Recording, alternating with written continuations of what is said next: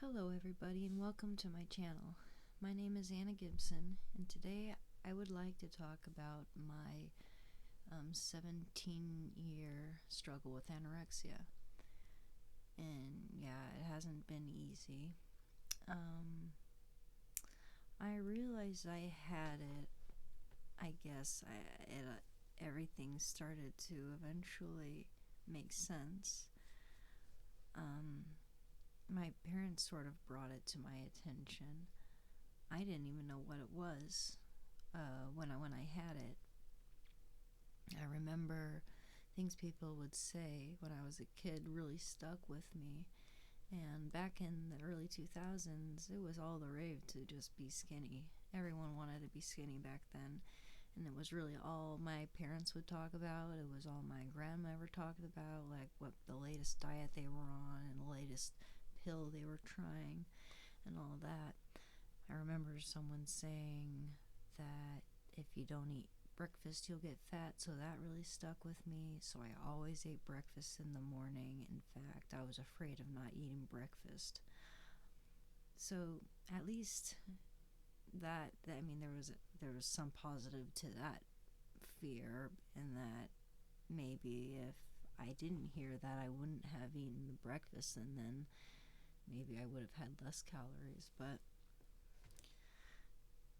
sometimes it was worse and sometimes it wasn't as severe. I remember the first time my parents got a scale and I checked my weight and I was not happy with it. And I was around like 14 years old. So checking my weight and starving myself and then checking it again and finding that the number was lower became a real addiction. I became addicted to that because I would literally get a rush of euphoria when I stepped onto the scale and it read 2-3 pounds or even 1 pound lower. In fact, if I gained an ounce, I'd feel really depressed and I would fast and just drink diet sodas, those really big like gallon bottles, and make myself really just weak. And I always had brain fog. And it got to the point where I was so used to feeling like that I thought it wasn't something I could fix. All these things, the whole thing with the scale should have been a red flag to me, but I didn't know what red flags were. I didn't know what anorexia was at all. That vocabulary never rung any bells to me. It wasn't familiar. I remember my mom was obsessed with this new diet called the South Beach diet. So our fridge was basically no carbs, lots of string cheese, lots of fish, and lots of good things. But I became obsessed with not having any carbs, and I was so rigid and I was so strict. And I would wake up in the morning, have my breakfast, and it was just eggs, and maybe it all had to apply to that book. So I didn't eat fruit like I should have, and I should really be eating carbs, what with how thin I am. And I've always been a thin person, even back then. But I lost 10 or 15 pounds, and I remember one time when I was around 16 years old, I was lying on the couch, and my dad had just bought a ice cream cake that he bought from Costco, and he asked me if I wanted a cream puff, and I said, no thank you. And he saw me lying on the couch and my shirt was just clinging to my body and he could just see every rib. And so I think that's when he just had it, and he yelled at me and told me that he got really mad because I wouldn't have that cream puff. I was just not going to have that cream puff, not because I wanted to be defiant. It was because I was sincerely scared of it. I was very afraid of it.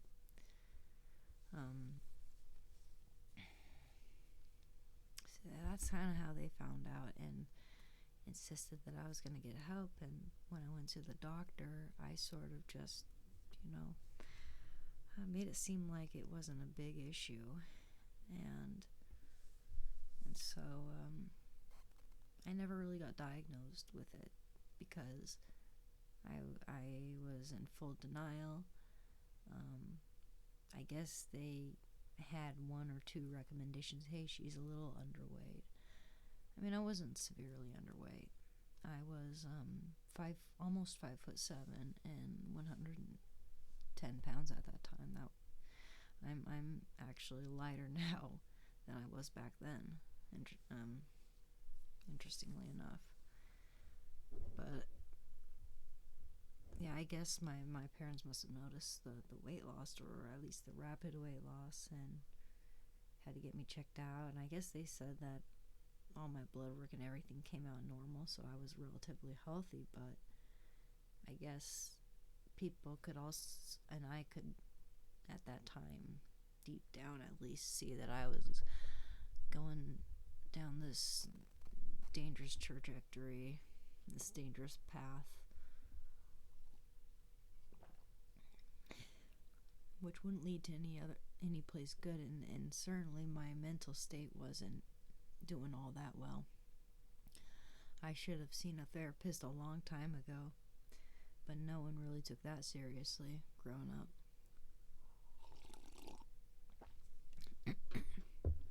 You have to understand that people didn't give a lot of craps about mental health and that kind of stuff when I was a kid. I was born in 1991, and I never heard of any of that stuff until way later. Just the fact that I didn't go and seek treatment like I should have, and I self-medicated. That's what ultimately led to my heroin addiction. No question about it. My social anxiety was making it really hard for me to persevere through college. At least it was making it really hard for me to just feel normal. And so yeah, that didn't end well. At least I'm in a much better place right now. I kept saying everything was okay when it wasn't. I didn't even want to get better. I didn't want to get better at all. In fact, getting fat was my biggest fear of all. I wouldn't say it's my biggest fear now, but it still lingers as a pretty, top 5 fears, which is ridiculous, or just one of my highest fears. I can't explain it. It's been there for a long time. I've struggled with body dysmorphia since I can remember, since I was tall enough to be able to reach the sink in the bathroom. Your typical bathroom sink. About as, I don't know, but not 2 feet. I've been struggling with that for a long time. I remember just thinking that I looked disproportionate. I had really thin limbs and kind of my belly stuck out a little bit, and I didn't like the way that looked when I was a kid, and I didn't have anyone around me to tell me that that's the way people look at that age, and that's just the way the human body looks. It was ridiculous. And so I dealt with bullies, and I dealt with pretty shallow kids growing up in the neighborhood. They'd call me names a lot. I got criticized a lot for the things I liked, yada yada yada, typical stuff. But I mean, I was able to get past that, except that I never really made the connection between that and just what those things did to me and how they made me feel about myself, how they led to my insecurities. I want to take full accountability. I want to be able to seize control of the situation and work with it accordingly. I don't want to be pointing fingers and say that, I got this because I was bullied.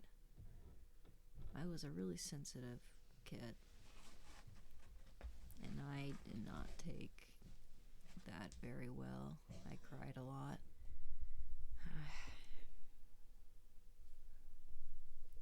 It was a tough time growing up with anorexia. My mom wasn't nice to me. I was withdrawn, didn't have many friends. I had one or two.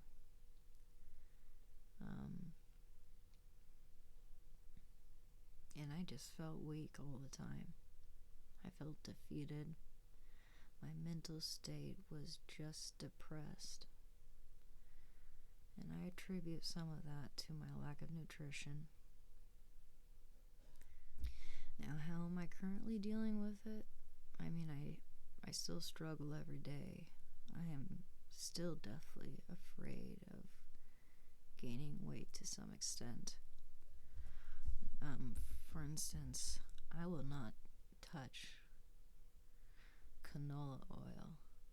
I'm a little too much of a health nut now. I guess that's called orthorexia. And there are certain things that I will not touch because it's bad. I mean, I know canola oil is bad for you. I mean, it's a good thing that I don't touch it probably. But I mean, I have such an irrational fear of certain foods that might limit me, or it might make me miss out on some nutrients that I need, especially when I'm so underweight. But I am eating a lot healthier, and I am trying to get my micros and my proteins. I'm trying to get those in because I realize just how big a difference it makes in just how my mind is working, my cognitive functions are a lot better.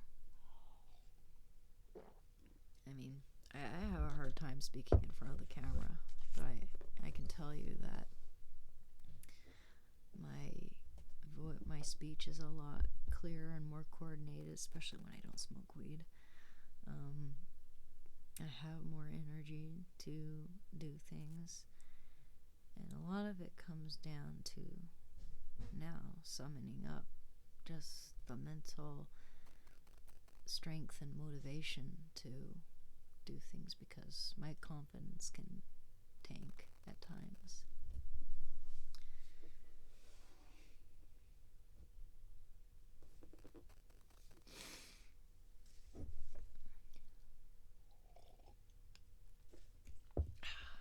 Apple cinnamon chamomile. Yeah, it did. Anorexia has affected my life in a lot of negative ways. It affected my first serious relationship. If I gained 3 pounds, I did not want to go out.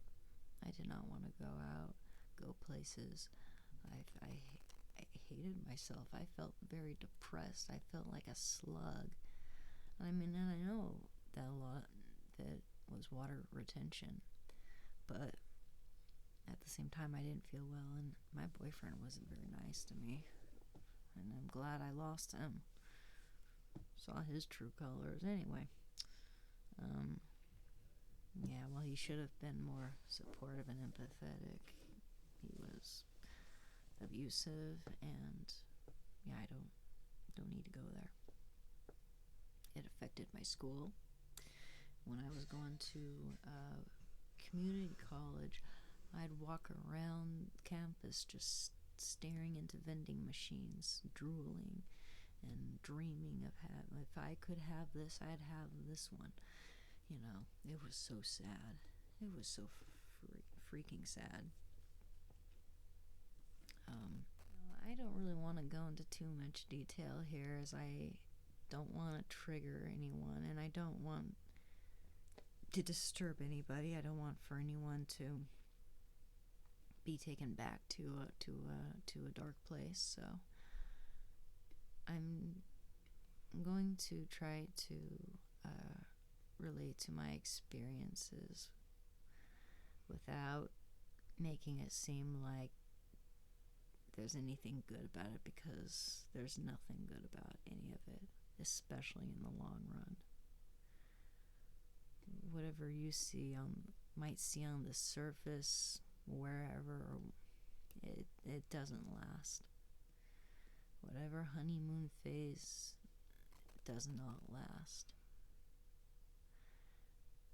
It doesn't last. And anorexia can be like a heroin addiction in a way, in that at first you don't really feel the effects, the negative effects that's gonna occur to your body eventually. But when you do, you feel weak, you feel sick, and you feel like there's no way out. But guess what? That's a complete delusion, because there is a way out. I guess for some it's more complicated than it is for others. We're all different. But I sincerely believe that there is a way. And I'm Christian. I believe in God. And I believe that if I pray to Him, He will help me.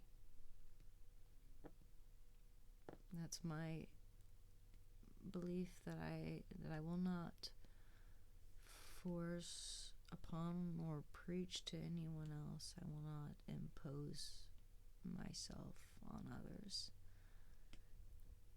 But just personally, I feel His presence more than I have in a while, even if it's very subtle. I know it's there.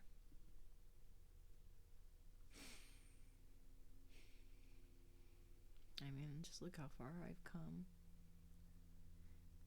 I used to just be a zombie in an empty shell of myself.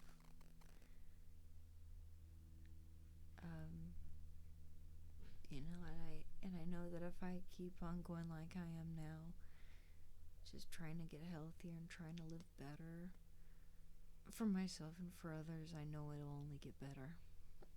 I know that for once my life will truly come into its own.